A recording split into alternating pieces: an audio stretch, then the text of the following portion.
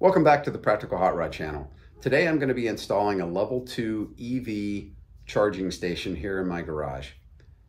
This will allow me to charge my Escape, but more importantly right now, just a week or so ago, we purchased a new Volkswagen ID.4, which is an electric SUV for my wife.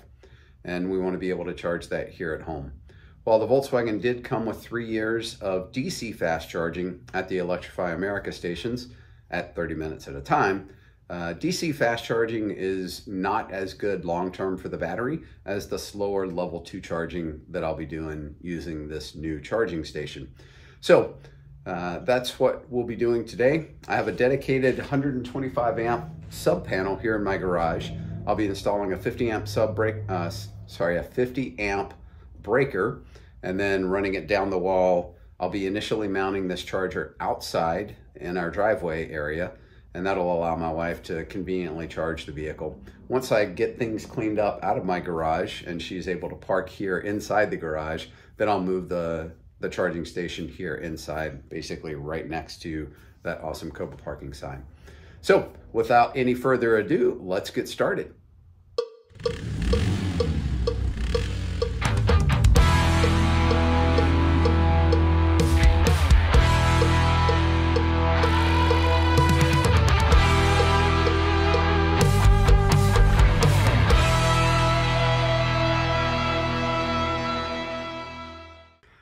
Okay, here's a better look at the panel that I'm going to be installing the EV charger into.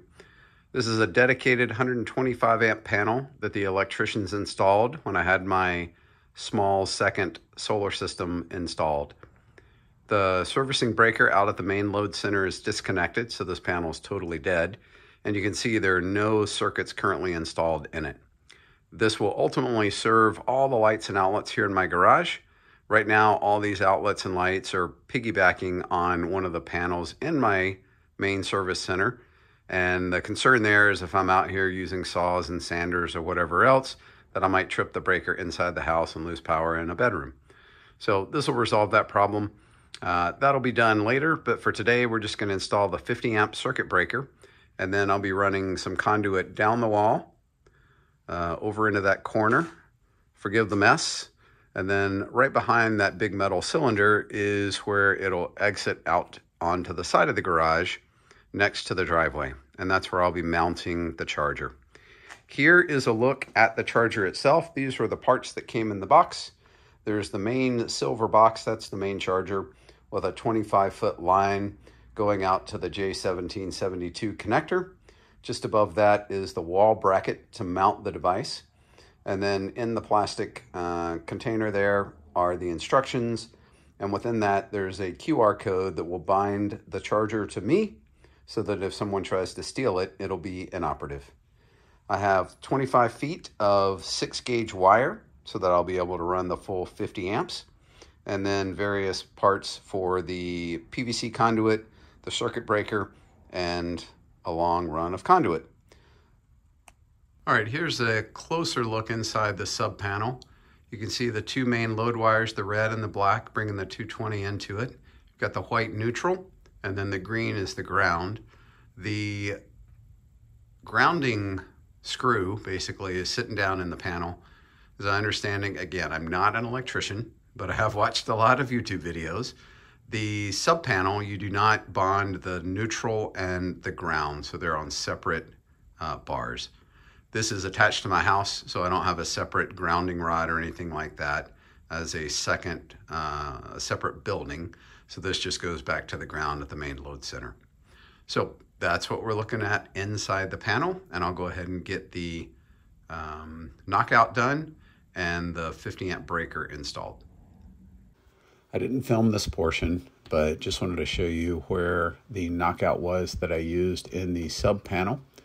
And then here it shows the conduit. It's just a 90-degree bend that has one of the retention nuts on the inside.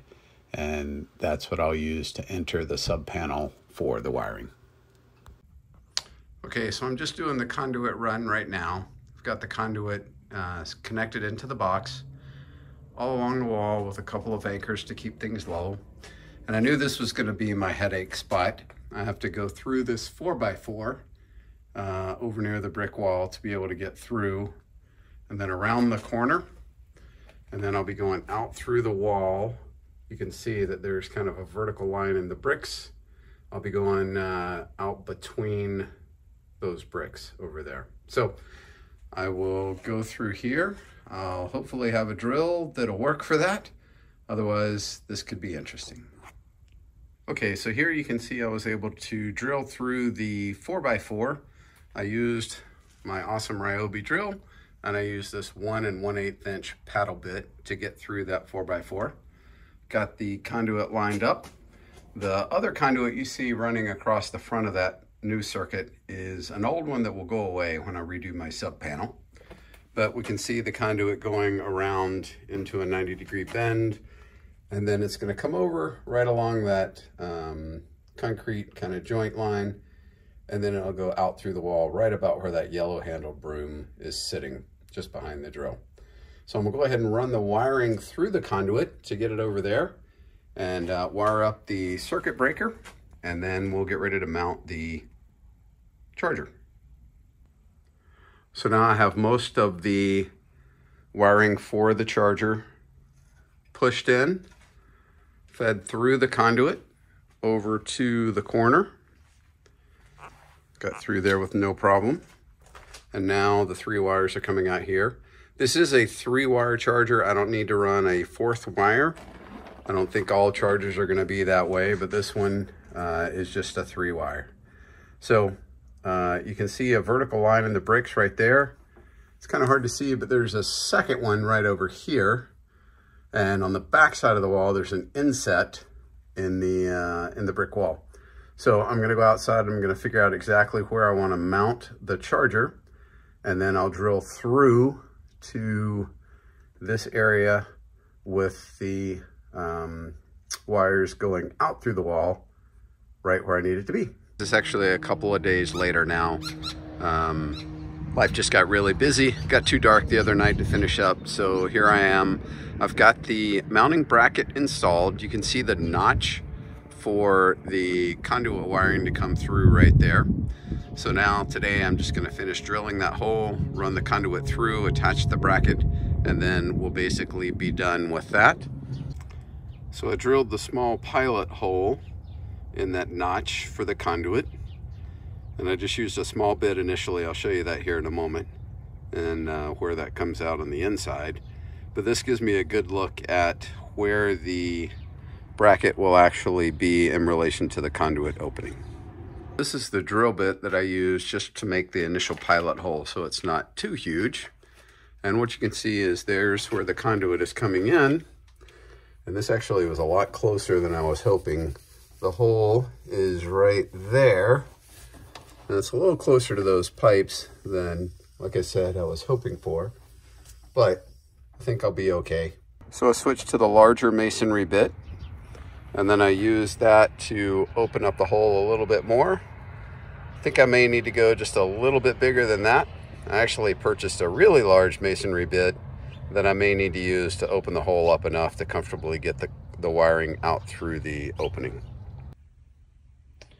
This is the final 90-degree bend that I was planning to use to go through the wall, but due to how close it is to the water pipe, it's going to make things a little bit challenging. I think it'll still work.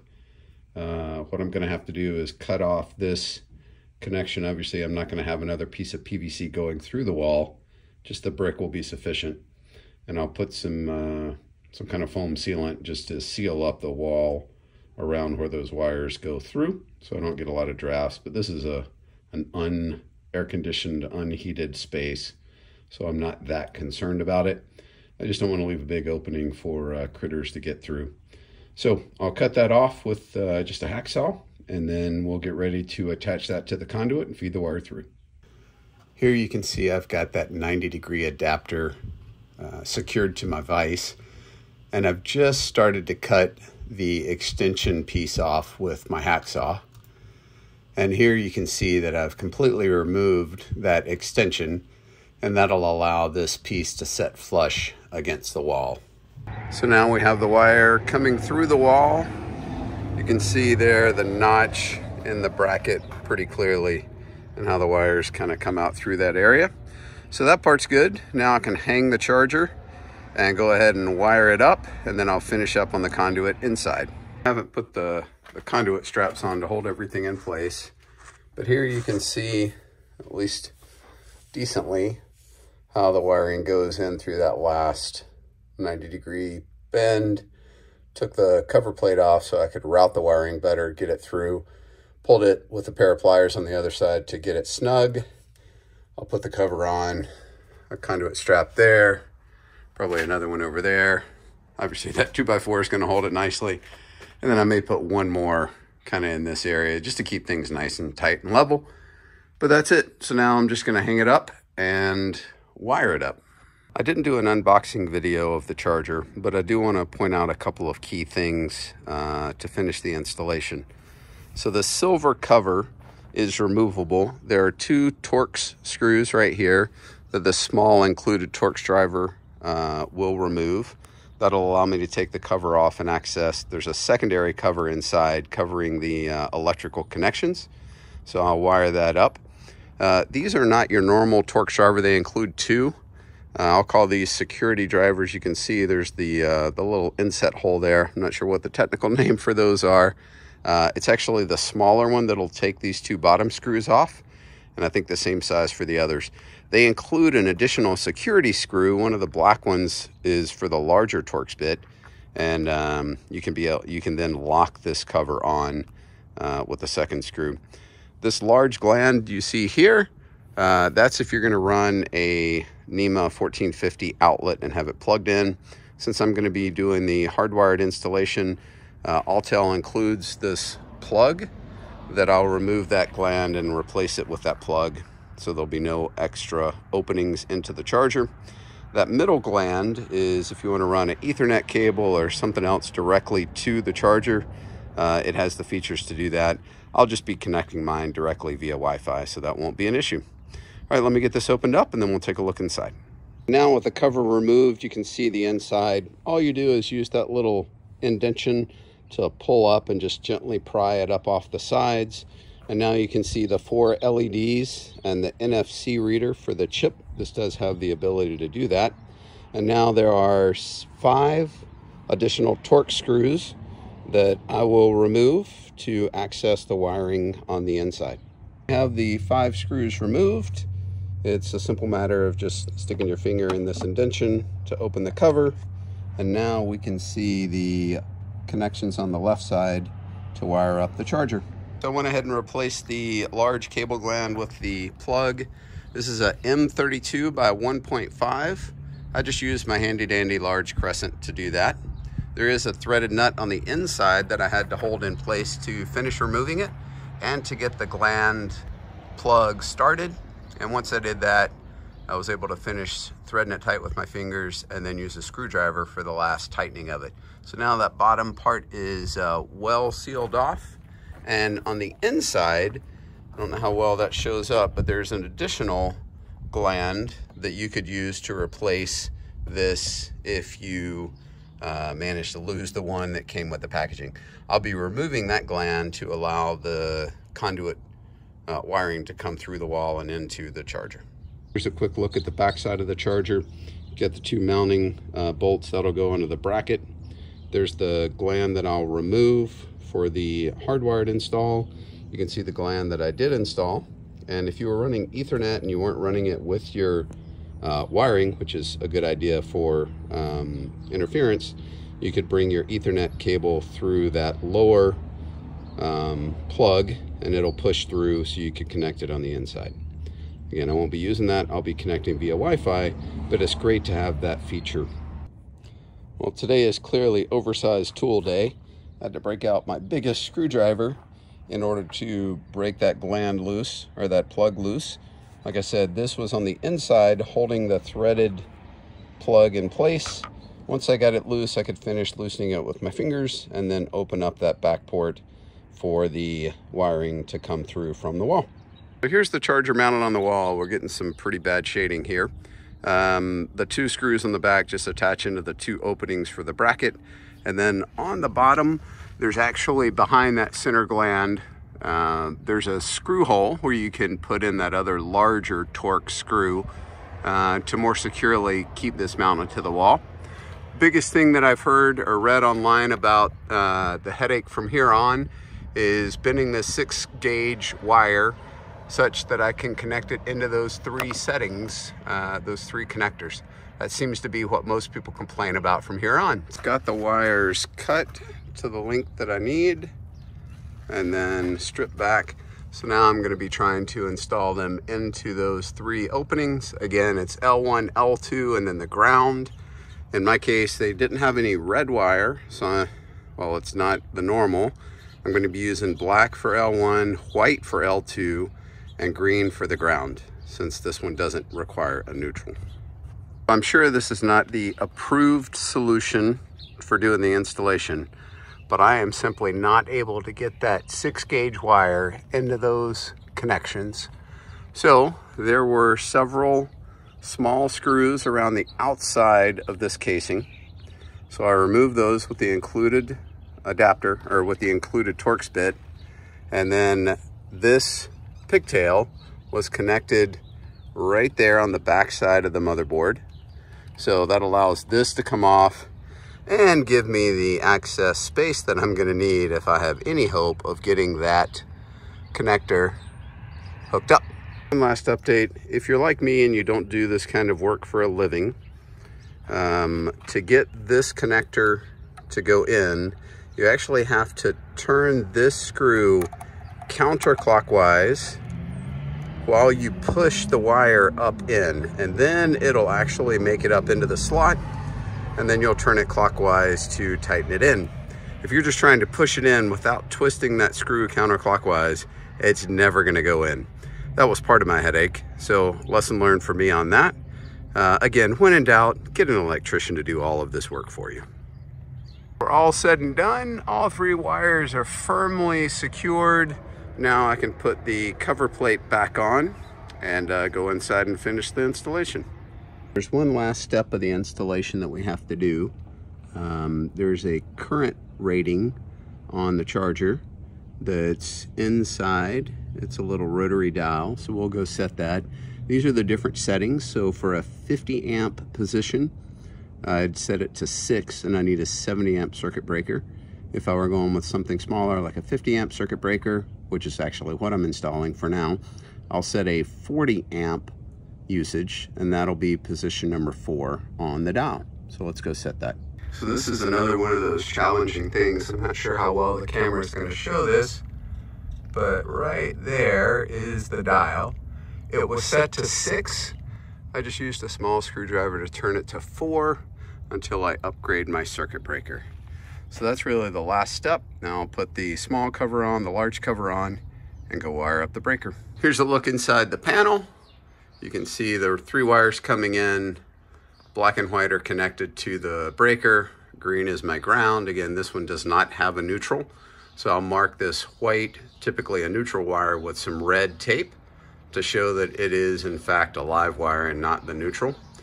I'll put the cover back on. Autel was nice enough to include in the packaging various labels for the circuit breaker panel so that you can show the amperage on the charger itself.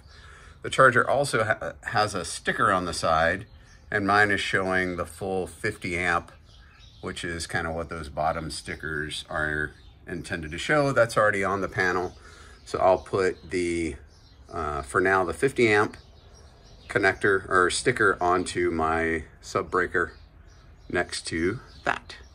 All right, all I have left now is to power up the charger itself, open the app, bind it using the QR code, and then I'll be ready to start charging. Here's the cover panel installed with the 2 stickers. And now I'll go trip the main breaker. This one's still in the off position. So I went ahead and completed the connection process. There's a QR code that you have to scan. There's one just to simply download the Autel Charge app.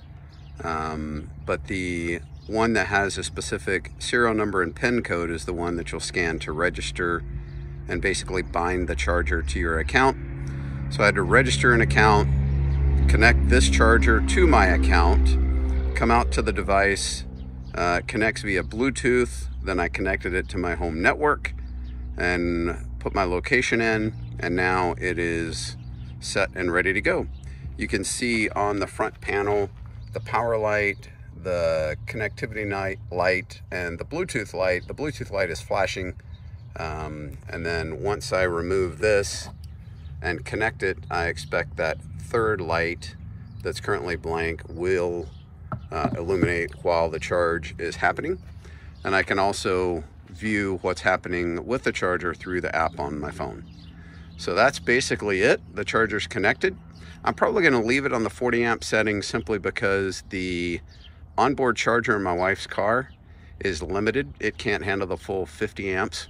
So I'm just going to leave it at 40 amps, and then we'll see how that does.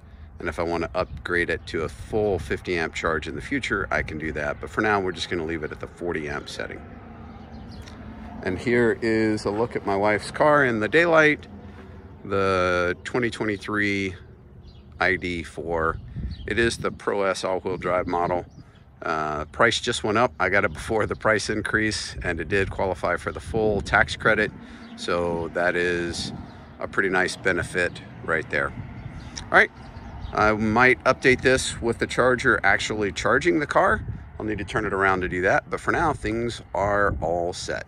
Went ahead and plugged in my wife's car, so we can see that the charge light is blinking, showing that a charge is occurring. And then I'll show you on the dash of the car what it looks like. You can see the cord. I currently just have it sitting on the ground as it runs over to my wife's car. And I'll show you what the inside is referencing for charge speeds and such. Here's what the dash looks like while it's charging. Picking up 31 miles of range for each hour that it's plugged in at 9 kilowatts. So I could probably bump it up to that 50 watt or 50 amp and get more. But it shows the car is currently 32% charged. We have it set to stop charging at 80. It's probably kind of hard to see, but there's a green LED bar across the front. And from left to right, the solid portion is the current status of charge. And then it just continues to pulse along the full length of the windshield while it's charging. And when the car is off and the door's closed while it's charging, you can actually see that from the outside to know that your car is still charging and what the current charge is. Thanks for hanging out with me today, and we'll see you next time on the Practical Hot Rod.